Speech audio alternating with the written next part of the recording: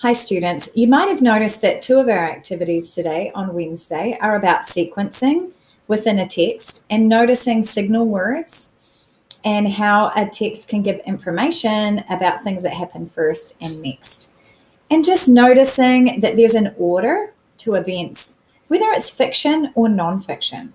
So this is a nonfiction text. You can see here under the word sequencing, there is a text about Piper and her owner, Dave. And so I want you to read this text to yourself about it. It's written from the perspective of a cat called Piper. I'm going to read it to you and then explain some of the instructions. So listen to the story. Piper stretched as the door shut behind her owner, Dave. Her nails clicked as she walked across the kitchen floor to see if Dave had left any breakfast scraps on the floor. The other cat, Emerson, seemed to raise an eyebrow at her. He did not eat the people food, and he did not condone her scavenging. Piper didn't care, though. She found a bit of stray bacon and hastily gobbled it up before licking her lips with glee. Next, she took a stroll over to the picture window. The armchair offered the perfect view of a huge oak tree in the front yard where a family of squirrels lived. She watched intently as they scurried up and down the trunk. Suddenly, Piper was distracted by a rubber band she saw tucked halfway under the couch.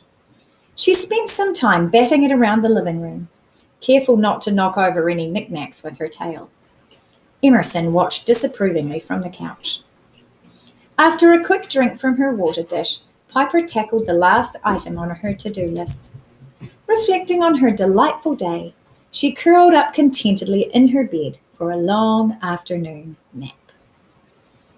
Okay, so there's a story of Piper's day.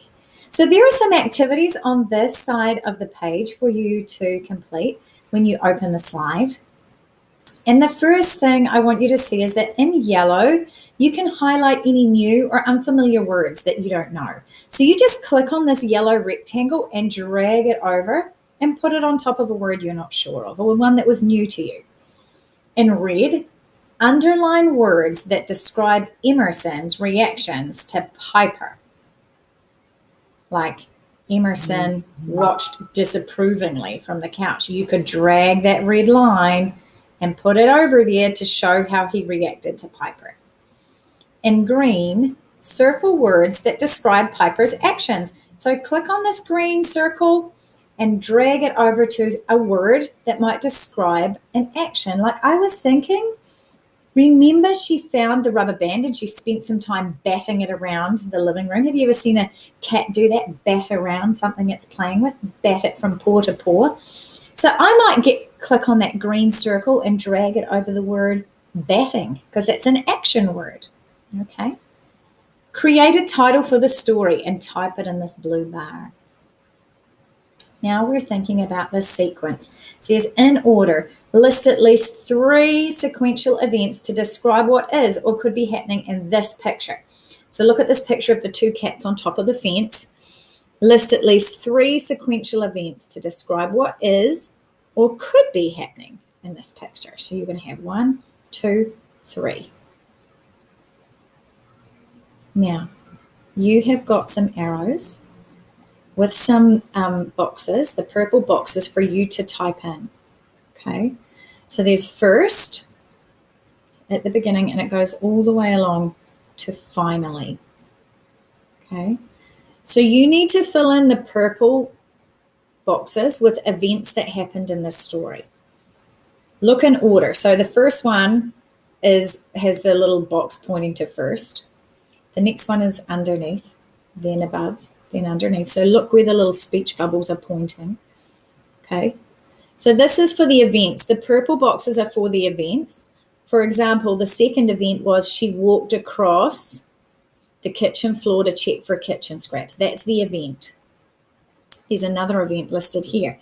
The cat took a quick drink from her water dish. That's an event, something that happened. So you're going to be filling in the events in the correct order. And in these arrows, what are the appropriate transition words or signal words? So there was first, finally, I noticed some other signal words in here. Maybe you did too. So you could use some of the signal words. You could use words like second, next, after, then. You fill in the signal words or transition words in the arrows. Okay, so I think this could be quite a fun activity to do. There's a lot to do here on this page. So show me what you can do with sequencing inside a fiction text about this cat called Piper.